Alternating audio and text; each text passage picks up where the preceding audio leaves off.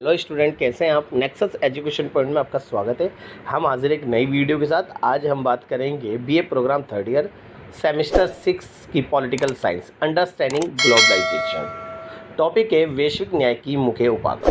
तो इससे पहले हमने एक टॉपिक पढ़ा था न्याय की अवधारणा का विकास, यानी प्लेटो और अरिस्टो के बारे में। उसी का ये दूसरा भाग है उसी यूनिट का। तो चलिए देखते हैं वैश्विक न्याय के विभिन्न उपागम, यानी वैश्विक न्याय के ऊपर विभिन्न विचारकों ने अपने अपने क्या विचार दिए हैं। पहला है राष्ट्रवाद के विचार। राष्ट्रवाद में ये भावना आरंभ से ही समाहित रही है कि राष्ट्र के अंदर और राष्ट्र के बाहर नैतिक कर्तव्यों में क्या अंतर होता है। उदाहरण स्वरूप किसी राज्य विशेष के निवासियों को ही उस राज्य के कल्याणकारी लाभ प्राप्त होते हैं। इसी प्रकार राज्य के दुखी नागरिकों की मदद करना राज्य नैतिक कर्तव्य होता है।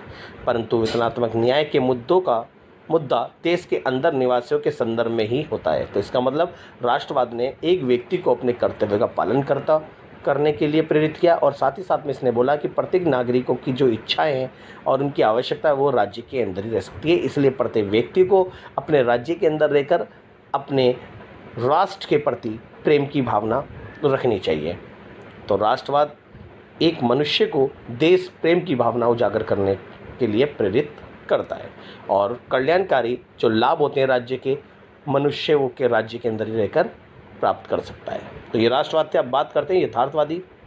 तो यथार्थवादियों ने वैश्विक न्याय के ऊपर क्या बोला। मॉर्गनथाउ, केनेथ वॉल्टज जैसे यथार्थवादियों का मत है वैश्विक न्याय जैसी कोई धारणा नहीं होती।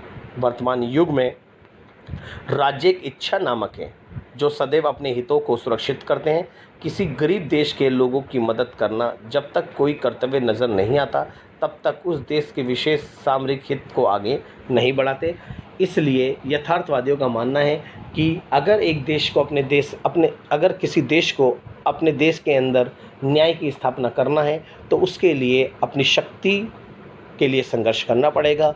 जब कोई देश अपनी शक्ति को बढ़ाएगा और वो शक्ति के लिए संघर्ष करता रहेगा तो उसकी शक्ति में वृद्धि होकर उस देश में सुरक्षा और शांति स्थापित हो जाएगी, जिससे वहाँ के नागरिकों में न्याय की स्थापना हो जाएगी। तो इसने न्याय की अवधारणा को सीधा शक्ति के लिए संघर्ष के स्थायित्व को स्वीकार किया।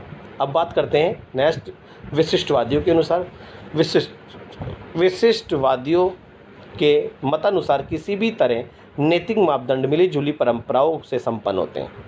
तो विशिष्टवादी ये कहते हैं कि सारी परंपराएं जो हैं देश की वो जुड़ी हुई हैं, क्योंकि हम सभी जानते हैं कि हर एक समाज के स्वयं अपने अपने मापदंड होते हैं। क्योंकि अलग अलग मापदंड मतलब बताया गया समाज के जो नियम कर्तव्य अलग अलग होते हैं, और उसके अंदर रहने वाले निवासी इसके प्रति बाध्य होते हैं, और सभी अपने अपने समाज के नियमों और कर्तव्यों का पालन में बंधे हुए होते हैं, और सभी को अपने अपने समाज के नियमों के अनुसार चलना पड़ता है। समुदायवादियों का मत है कि राज्य की सीमाओं में ढिलाई बरते जाने से बेरोजगारी, शिक्षा, स्वास्थ्य, परिवहन, आवास पर दबाव पड़ेगा। इसलिए प्रत्येक राज्य को अपनी सीमाओं के अंदर ढिलाई नहीं करनी चाहिए और कल्याणकारी कार्य को प्रोत्साहन देना चाहिए, जिसके परिणाम स्वरूप अलगाववाद, कट्टरवाद एवं जन कल्याण को अवरोध करने जैसी प्रतिक्रियाएं गंभीर समस्याओं के रूप में सामने आने लगती है।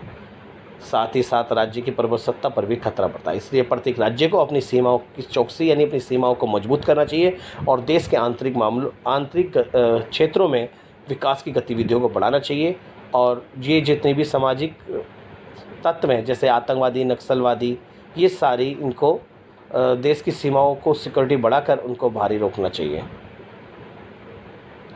जिसके परिणाम स्वरूप सुरक्षा एवं निर्णय की क्षमता में कमी आ सकती है। इसलिए विशिष्टवादियों ने साफ साफ देश की सीमाओं को मजबूत करने और देश के आंतरिक मामलों में कल्याणकारी योजनाओं को लागू करने पर बल दिया है। बात करते हैं बंधुत्ववादियों के विचार। विश्व बंधुत्ववादियों के अनुसार नैतिकता और सार्वभौमिक सत्य है।